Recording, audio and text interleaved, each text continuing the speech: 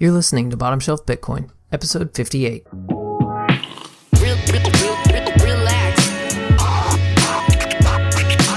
Enjoy your coffee. Okay. Good morning, everyone. Take a chill pill. What is it? Okay. Hey everybody, welcome back to another episode of Bottomshelf Bitcoin, the podcast that puts Bitcoin knowledge within everyone's reach. As always, I'm your host, Josh Humphrey, and today with me is Cory Klippsten, founder and CEO of SwanBitcoin. Cory, welcome. Hey Josh, thanks so much for having me on. Yeah, so kind of give us your short elevator pitch of what SwanBitcoin is, and then we can kind of go into your story and maybe how you guys work and the details of that. Yeah, sure. So basically what we wanted to do is make the easiest way for most people to be able to accumulate a meaningful amount of value in the Bitcoin protocol, whatever that means to them. So it's, basically make a decision on how much you want to buy over a period of time and just set it once and forget it.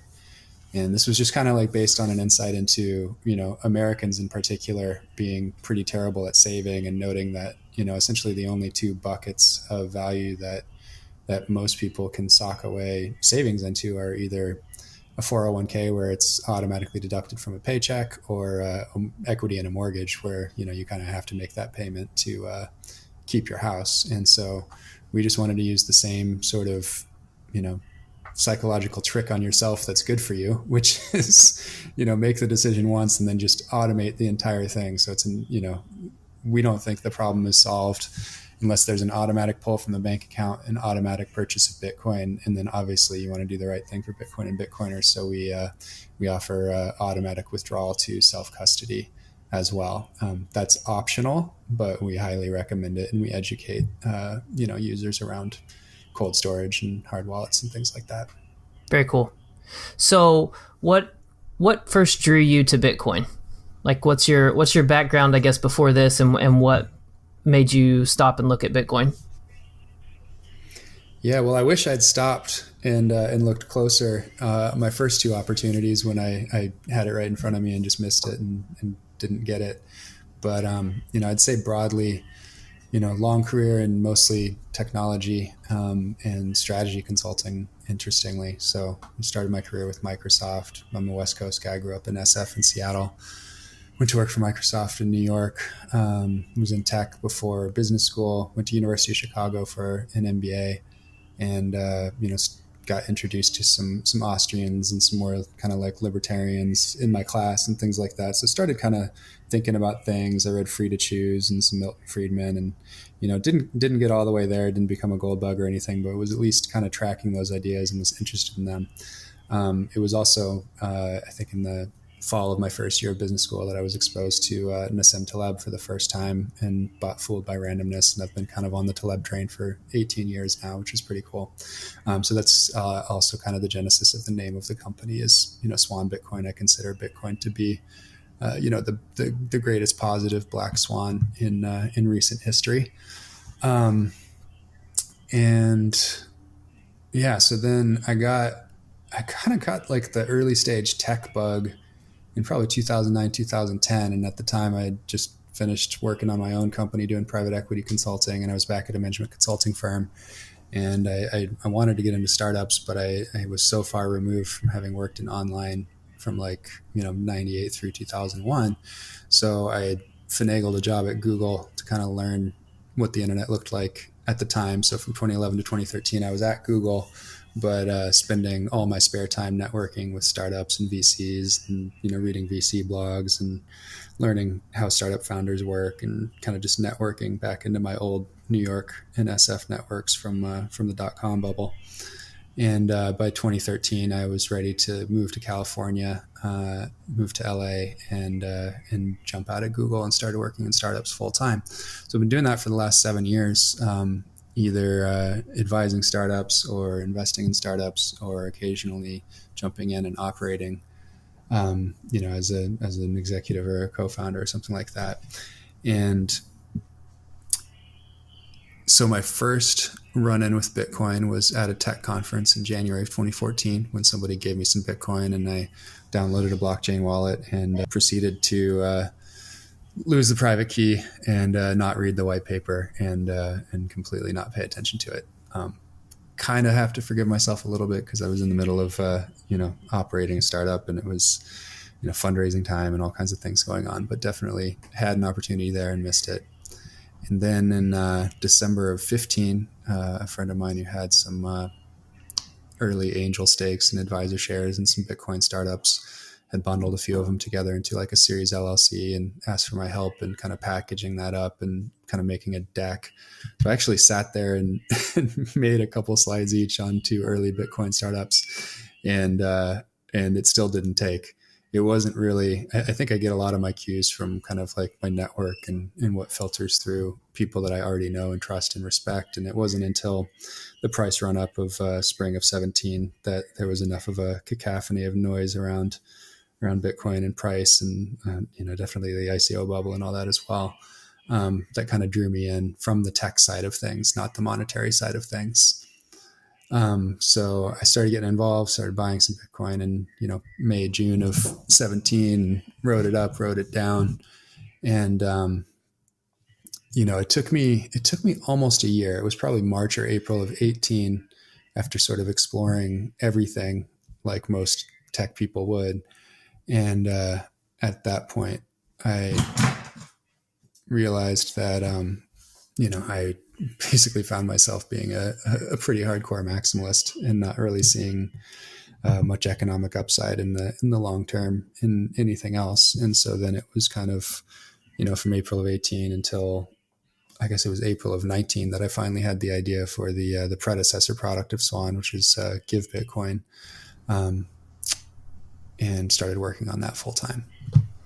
Cool. So it sounds like maybe like many of us, you kind of played around with altcoins for a little bit before you really figured out that Bitcoin was kind of the one thing. Yeah, I mean, So I jumped in with 2 feet. I'm, it's embarrassing when you look back at it in retrospect, but you don't know what you don't know until you know it. And so I often do consulting and advising. So I started consulting for a post-ICO project. One of the more innocuous ones actually has really awesome technology called BlockV, which is mostly doing like NFTs, and they don't need a token, and I think that's pretty obvious at this point, but it wasn't obvious at the time to me, and probably, to be honest, not even obvious to the team. I think they thought that there was actually a potential use for it with NFTs. Didn't end up being the case, but started working with them, and then really just because of their milieu and who they were kind of around in the Los Angeles area, it was a lot of the EOS money and the EOS people. And I ended up taking over as president and chief investment officer of DNA, which is one of the big crypto funds. And that lasted, again, the timing of this was hilarious because I got involved there in like December of 2017, just in time for the crazy blow off top. And I saw, and I guess it's good actually, because the seat that I was in, we saw everything. I saw every single wannabe ICO, this, that, Silicon Valley startups or, straight up penny stock types from, upstate New York pitching this ICO or that ICO. Like it was just a mad dash for cash. And I had a great seat to sort of very quickly evaluate all of that and get through the mess really quickly. So, maybe some people, their Bitcoin horseshoe, you discover Bitcoin, explore everything else and then come back to Bitcoin. Sometimes that takes people a couple of years or whatever. In my case, it was pretty short. And, so I'm sitting in this chair in March or April, totally a maximalist, but sitting as CIO of a crypto fund. And it took me a few months to find good homes for the people that I'd hired and sort of extricate myself from that situation. But I left at the end of August of 18 and basically just working full-time on Bitcoin only ever since then. One thing that actually did start that summer was I did start working on what at the time I was calling the Bitcoin Ecosystem Fund, and I was trying to do it under the DNA brand, but it just wasn't really a good fit, and I didn't want to be there anymore. But that early work, which was being bandied about with folks like Dan Held and Steve Lee, who's now at Square Crypto, and a few others, that actually has come to fruition, and we did in fact launch Bitcoiner Ventures a couple of months ago. So that's me, Jan Pritzker, who wrote Inventing Bitcoin, and Stefan Livera, the host of the eponymous podcast, and also a guy named Louis Liu, who had a similar story to me. He's a young guy who became a maximalist while working at Block Tower, which is a well-known crypto fund. So he left there and is working on Bitcoiner Ventures and doing investments out of his own family office. So yeah, it's been great to do that. I wish I could announce the first deal that we're just in the process of closing right now. But it's nice to have kind of a focal point where we can do some networking and some, finding the angels around the world that will raise their hands and actually want to invest in Bitcoin startups. That's certainly one of the challenges in the space. Yeah. So talk to us about Give Bitcoin. Yeah, sure. So that was basically just, kind of solving my own problem. I wanted to have a way, like I wish when somebody had given me Bitcoin in January of 2014 that it had come with something a little bit more regimented, like, education or, just something to kind of hook me a little bit. So basically what Give Bitcoin is, it's a 3-part product. You give someone a little bit of Bitcoin, so now they can own it and watch the price or whatever, but they can't spend it. They can't trade it for Ripple.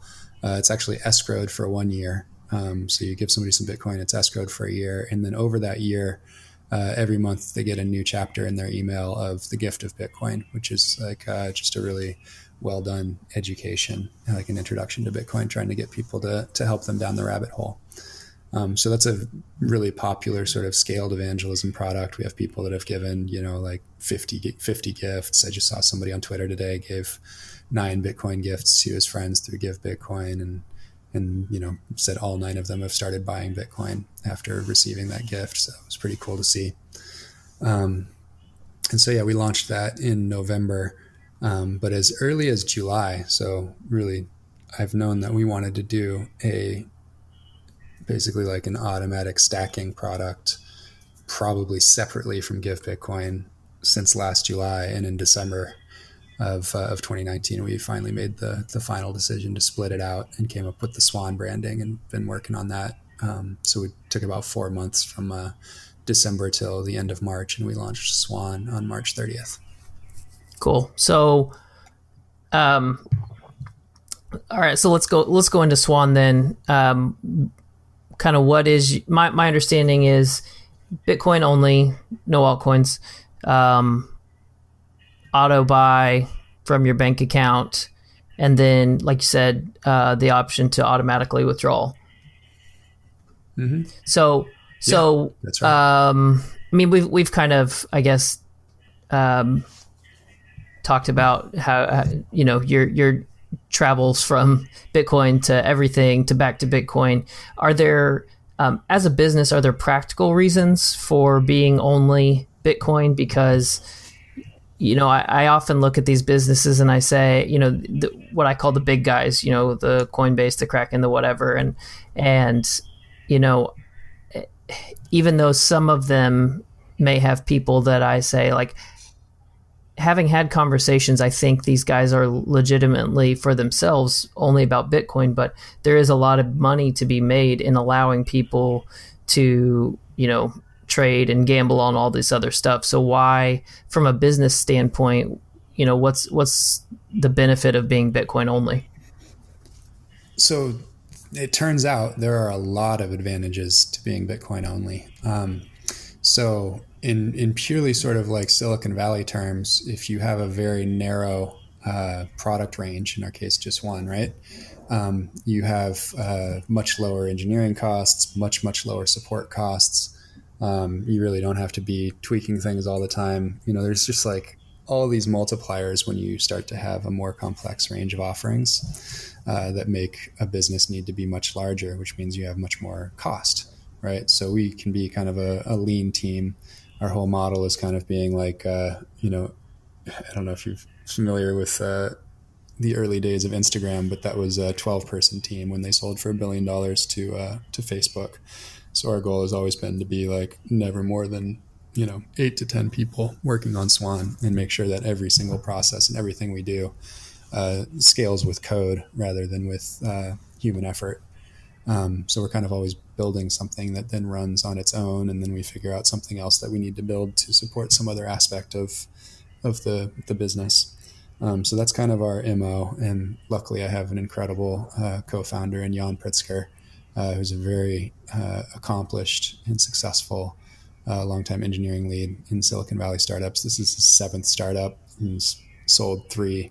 And his last one was Reverb.com, which sold last year for like 275 million. So he knows what he's doing. And, essentially I can focus a lot on marketing, branding, team, relationships, and just kind of like making sure that Swan gets its fair share out in the market. Another thing that's really great about being, Bitcoin only is, this is, I don't know if you were around, 10, 11, 12 years ago when CrossFit launched, but, people were incredibly passionate about that and would basically shill CrossFit to everyone they'd come into contact with. Probably not dissimilar from some of these Santa Monica moms shilling anti-vax propaganda or whatever. But, Bitcoin, I've never seen anything, short of maybe, the Christian Crusades 1,000 years ago, where people are just giving their entire lives over to Bitcoin and just want to see it succeed like this. So if you can always do the right thing for Bitcoin and always strive to do the right thing for Bitcoiners, and really just be honest with yourself and just infuse that within the entire team and just say, like, just think about what would be best for Bitcoin and just do that. It really removes a lot of the kind of decision overhead and hierarchy and processes and all these things that you would need if everyone just knows, yeah, go ahead and tweet that if it's good for Bitcoin. We don't care. Like, we'll make a mistake every now and again, but you don't need to get that approved. Just tweet it if it's good for Bitcoin, or, make that little product decision or that little tweak if it's good for Bitcoiners. That's totally fine. So with everybody kind of aligned and we're all listening to the same podcasts, and, we made the decision, a few months back after experimenting with people outside of Bitcoin and trying to, indoctrinate them because they had specific skills. We just decided to stop doing that and only hire Bitcoiners. So that's why you see a team that's, it's like me and Jan. Brady from Citizen Bitcoin runs education and marketing for us. Guy Swan is doing all our like PR and media outreach efforts from Crypto Economy podcast. Now Bitcoin Audible.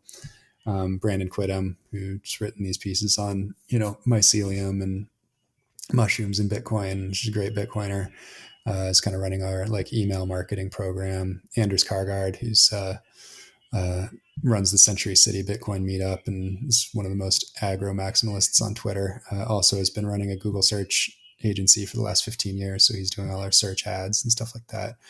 Brecky Von Bitcoin is doing our creative direction and art and designs and things like that. And, even our front end UX designer, Jorn, over in Germany, he's been in Bitcoin since 2011 or 2012 or something insane like that. So, we kind of have this shared mission way above and beyond the company that just lets us all kind of be very mission driven. And then the North Star is very clear, and we didn't have to define it. It was defined for us. Like, we just do what's right for Bitcoin. Awesome. So walk me through this process. I sign up for SwanBitcoin, and it does, I've heard you say, and I've heard others say, so it's ACH only. Why is that? So we think that in America in particular, where we don't have a culture of savings, nobody actually piles up cash on the side for a big purchase very well. This is the land of the, 0% down payment mortgage and nobody being able to save for retirement unless it's automatically taken from their paycheck, as we said. So, asking somebody to accumulate cash and then wire it over, you're never going to end up doing that as often because it's push. And because you would have to accumulate the money beforehand. So, almost like Rich Dad, Poor Dad, pay yourself first. This is very much in line with that. We're saying pay yourself first, pay yourself some Bitcoin first for your future, for your grandchildren, 7th generation thinking, low time preference.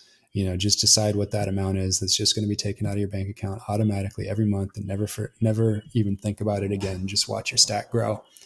And that seems to be really resonating with people. One of the things we see from engaging with our users and just kind of feeling it ourselves, like, we're all stacking with Swan, and, I'm just so much more relaxed, not thinking about the price all the time, and not sitting there in a dark room, neglecting my kids and my wife, waiting for my limit order to hit because I want to save a few pennies or whatever. It just makes so much more sense. You're going to capture the curve. You're going to get a buy done every week, and soon we're going to be adding daily as well. So, I think it just makes way more sense to just get back to your life. We say, hashtag Swan and chill, because you just said it, and you can go on about your day and not have to worry about, being a little crack fiend in a dark room trying to smash buy. Gotcha. So is there an option if, say something crazy happens over one day and I'm set up with Swan to auto buy every week? Is there the ability to jump in and do buy a knife down, or not really? Buy. Yeah. So we are adding that.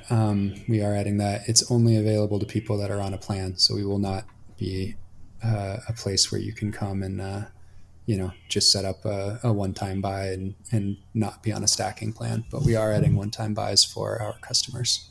Cool. All right. And then talk to me about the withdrawal process. What does that look like? Yeah, I mean, you can enter as many addresses as you want, and I'm not sure how it works just yet because we just went live with it last week. As far as cycling through those, our custodian, so it's always bought into a custodian, and this is how essentially we deal with regulatory, which I know you wanted to talk about a little bit. So the Bitcoin is initially held for our users by a custodian. This is also important to us because we never actually touch your dollars nor your Bitcoin. We cannot actually touch either of them. We're actually just an interface where the users are sending instructions to payment processor, liquidity provider, and a custodian, through our interface to basically say what you want done with your cash and your Bitcoin. So that's the reason that we don't need MTLs in all the different states, and we don't need a federal MSB or any of that. We're basically just a marketing company sitting on top of these other vendors and patching it together with APIs. And so, basically, so the Bitcoin is sitting there, you've purchased it, and then you just set up your instructions to either auto withdraw all of your Bitcoin balance, or if you want, you can actually set it to do certain thresholds. Like you can say, I want to withdraw every time I get to 0.01 or 0.1 or 0.05 or something like that.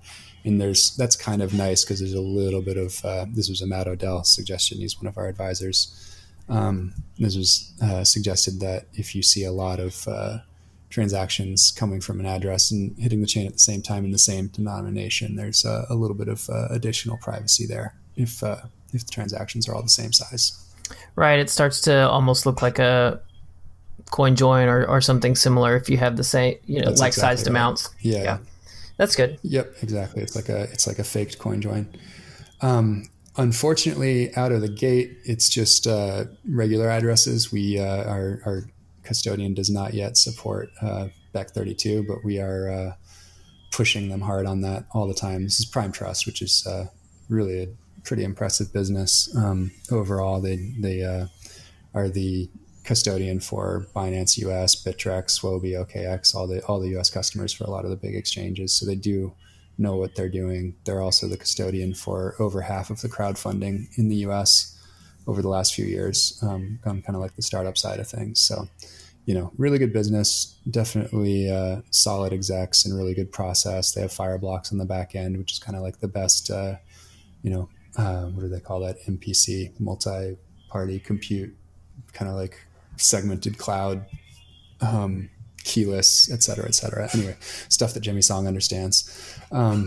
But, so really, really good security on the back end. Feel very good about the other businesses that have chosen the same security setup as us. We definitely did not want to be in the position of rolling our own security. I don't think that was a good idea given our lean team and our focus on marketing and education. But yeah, so we should be able to do XPub pretty soon. That's something that Prime Trust is planning to add. So hopefully that will be available in the next couple of months.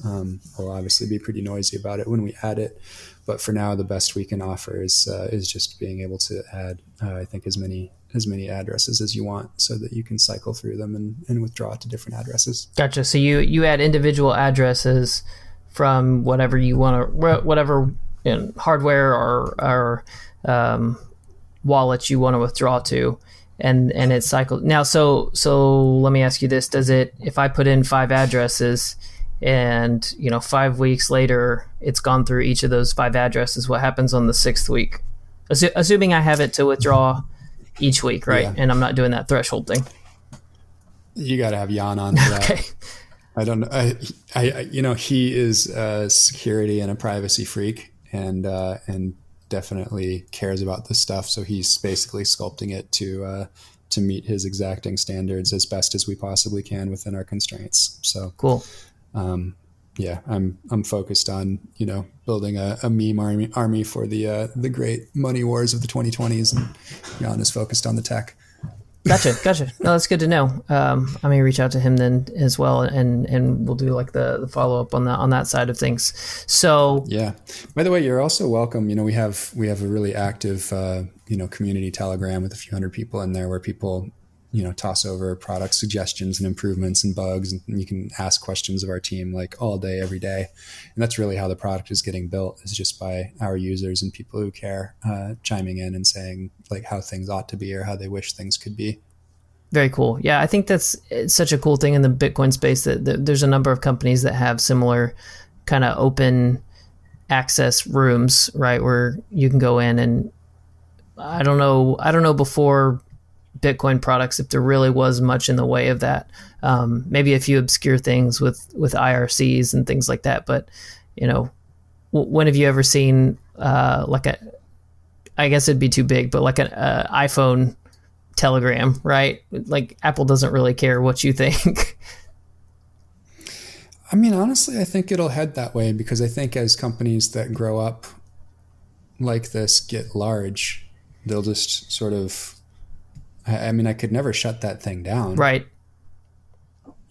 Like we would just start to segment it into different topics, and, maybe it would splinter, and, so it would never be too noisy and it wouldn't be a general room. But, over time, I can't imagine not having that input and not having that connection with our customers and our fans. Like, you absolutely have to have that. Yeah, that's good. So, okay, so let's talk about the regulations and stuff. You mentioned that you guys don't have to have like the money transmitter license and stuff. Walk me through that kind of one more time, and then what you guys do have to submit to, and what kind of KYC or whatever that your customers have to submit.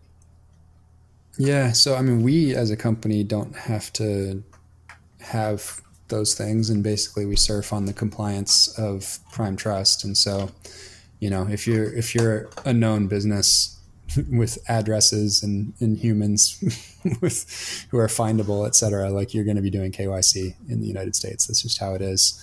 They do the absolute minimum required, but it's what you would expect. It's, upload a picture of your license, enter your name, address, verify your email address, kind of the basics. Gotcha. And as far as you're aware of, do they implement things like chain analysis or anything of that nature? They do not. Okay.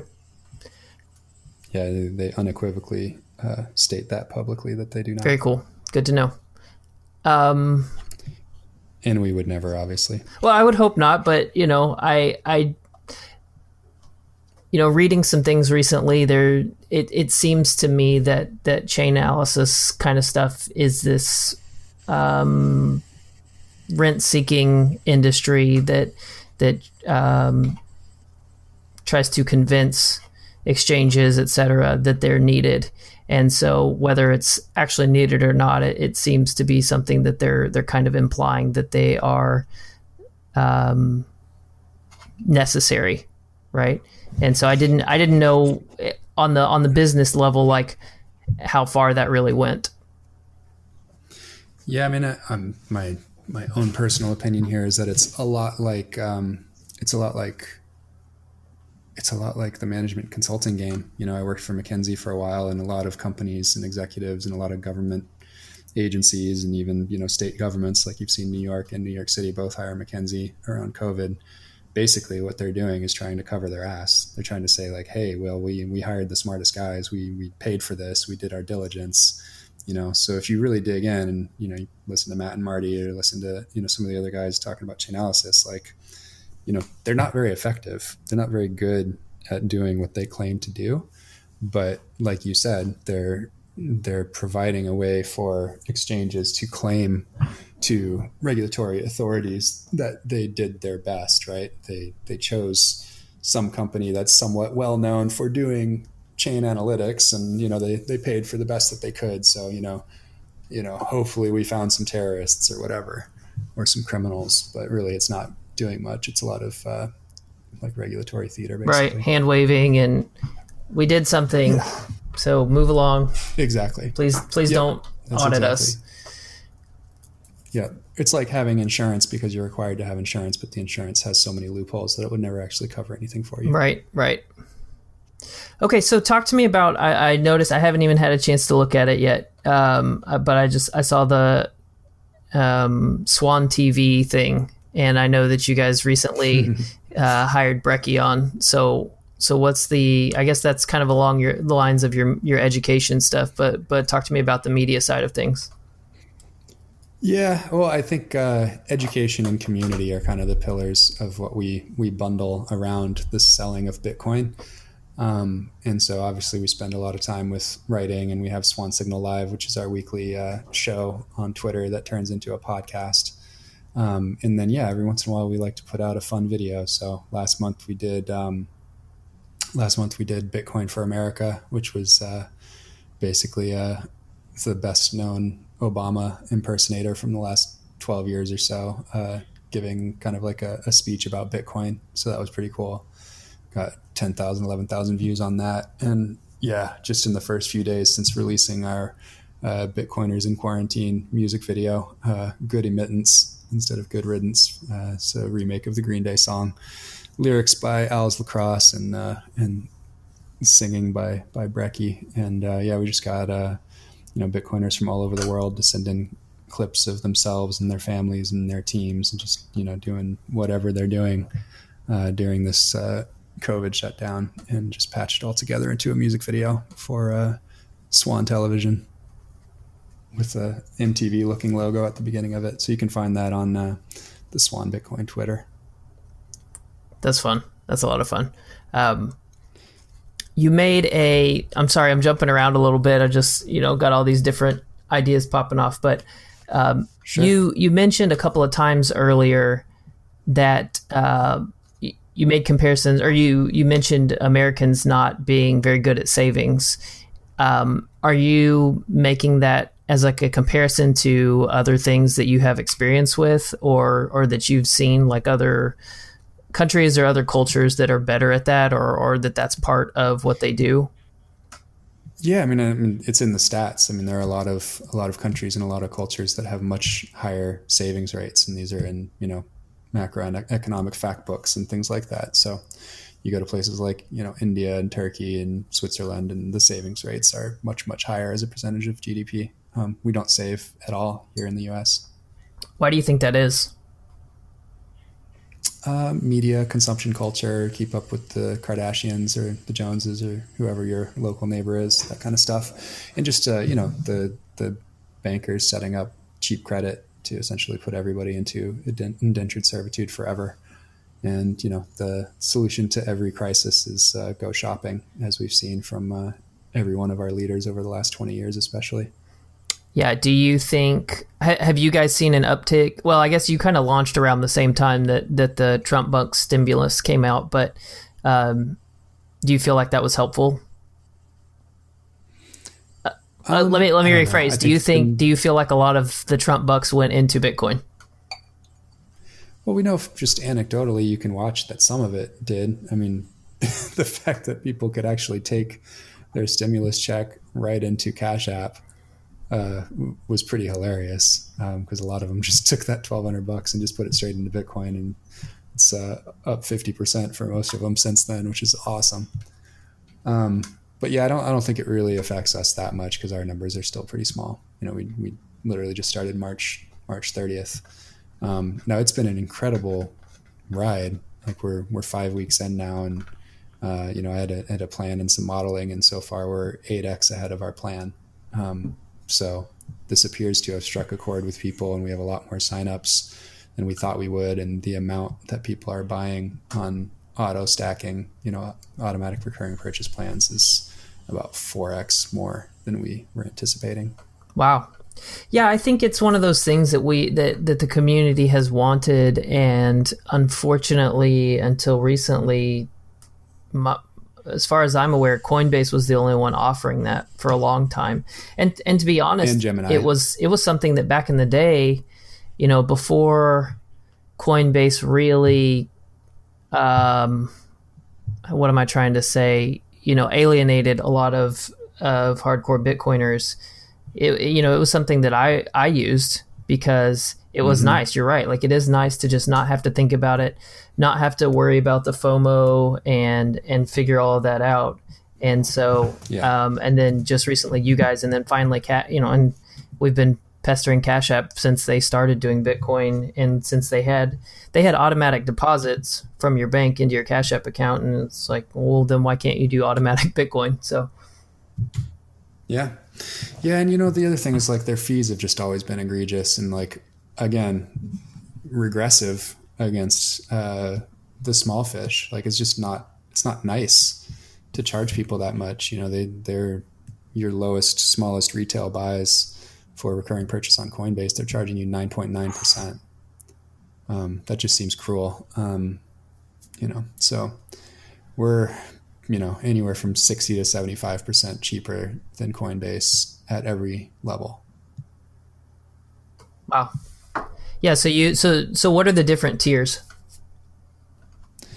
So we basically just have 3 tiers, and you can either do fees pay as you go, or you can prepay fees annually, and you get a little savings if you do prepaid fees annually. So as long as you're doing $50 a week, or I think it's $200 a month or more is the cutoff, you're doing 1.19% for pay as you go fees, and 0.99% prepaid annually.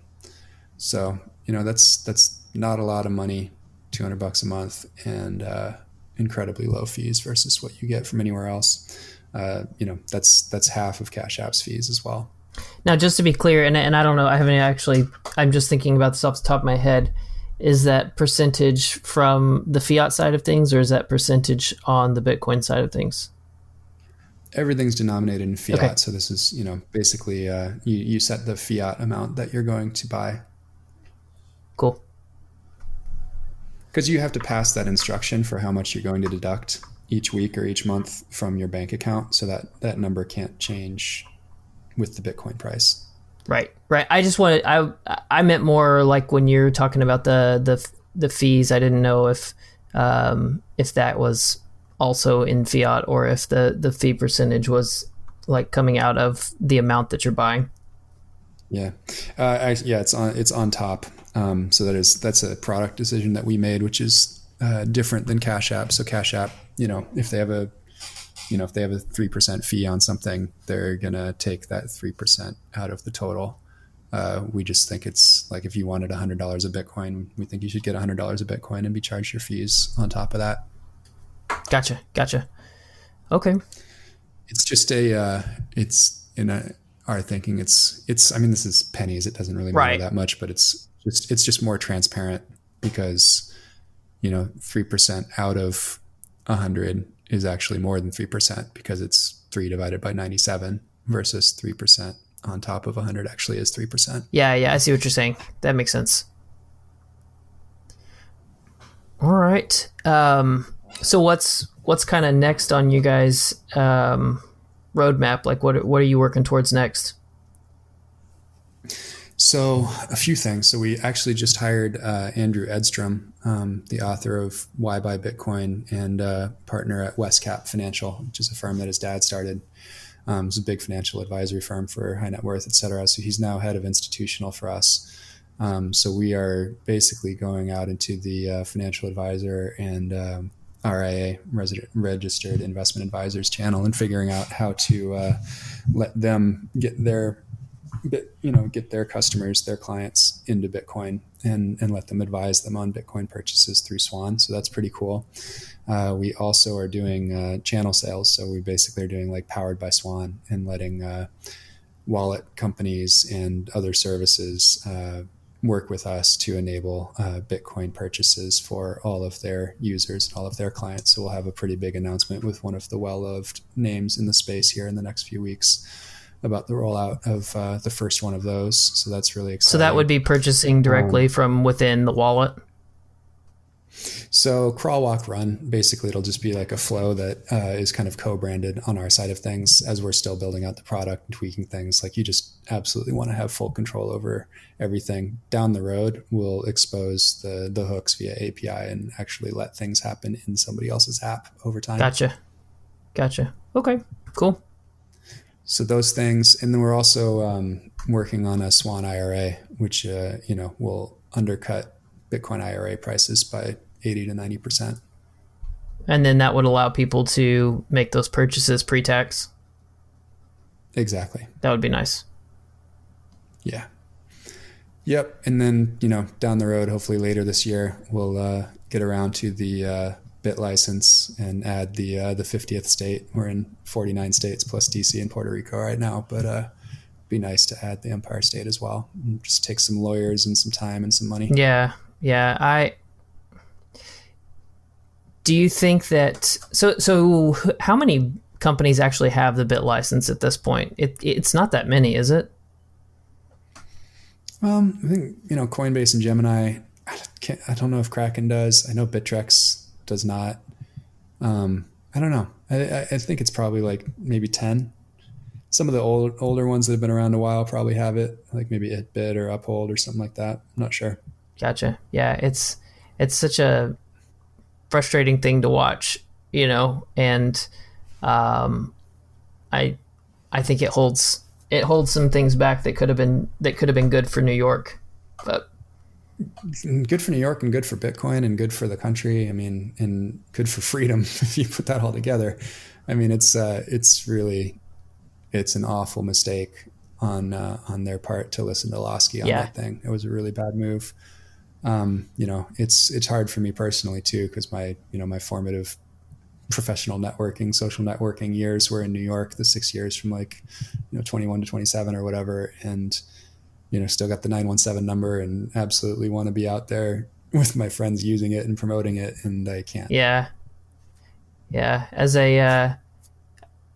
someone who grew up not in a metropolitan area, I went to New York a couple of times, and it just kind of wasn't my thing for a while. And honestly, it was, some of it was just growing up, but some of it too was like knowing Bitcoiners made New York a place I wanted to not be all the time, but, made it a lot more enjoyable to visit. So yeah, it kind of makes me sad for them, but anyway. All right. Well, we're kind of coming up on our time. So how can people keep up with what you guys are doing and stay abreast of the changes as you guys roll them out? Yeah, honestly, probably Twitter's the best. So SwanBitcoin on Twitter. Definitely, if you're in the US, check us out, swanbitcoin.com. We're Jan, Brady, and I are in the DMs and manning the handle, and now Brecky as well. We've got the chat on the site as well. So that goes to our phones for better or worse 24/7. So usually somebody will pick up there or we'll, create a ticket and get back to you pretty quickly. But, we're very responsive. We've, things are going well, but we're still small and we still are, very much interested in gathering feedback and understanding what people like and don't like, in every aspect of the product. So that's pretty good. Another thing I'd just love to tease real quick is we just rolled out to our first cohort of global ambassadors. So this is actually pretty cool. We can pay out in sats for people that are like affiliates or making referrals to SwanBitcoin from around the world. So our first 35 or 40 people are kind of trained up, and they have their vanity URLs. So like, Phil Gibson is, swanbitcoin.com/Phil, and Guy is /Guy. And there's one guy that aggressively tweets this all the time. He got a nice one, got Cam, and there's a bunch of people with like DCA Bitcoin and stuff like that can just go out and kind of, spread the word and stack sats, so we're making all our payouts in sats. And I think that's going to be a really interesting growth vector for us. I actually expect that to be, probably the 50% or more of our new users over time, just through referrals. Cool. So you said global. So your main program is USA only right now, but well, you can only be a customer from the US, but you can make referrals from anywhere. That's cool. So, somebody in Indonesia can, get all over Facebook and pump SwanBitcoin, and, making a lot of money there is pretty interesting. We just, we had one of those, giveaway, follow us and tweet at some friends. And, it was pretty awesome to see, someone from Pakistan actually won it. And then, so this guy got $100 worth of sats. And I just looked up, per capita GDP, and that was like almost a month's worth of average income. Wow. Wow. So it's pretty meaningful, Yeah. Like, so if we can get people making, $50 worth of sats a month in a lot of countries around the world, just by, writing content or creating little sites and kind of like targeting Americans and trying to get them to use Swan, which is good for people anyway, unlike Binance. I think that is something that Bitcoiners will jump all over. So we're pretty excited about that. Yeah. So, well, do you make use of? Well, you guys are not doing that part. I was thinking, do you roll out? Because you mentioned sats, it was the only reason I was going to ask about if you make use of Lightning Network in any way. So I think we're going to push the envelope on that. That's where we can be, as Bitcoin as possible, right? So we're going to be using, XPub, Bec32. Definitely we'll look at paying out in Lightning. Just kind of had that conversation earlier this week. So yeah, for our referrals program, we'll push the envelope there and get as nerdy as possible. Cool. Well, Cory, I appreciate your time, and good luck to you guys, and in your future as you continue to expand this stuff. So hopefully we can make it simple and not complicated for Bitcoiners. That's the goal, man. Yeah, set it and forget it. Stack and chill, Swan and chill. That's the whole point. All right, man. Well, you take care. All right. Thanks, Josh.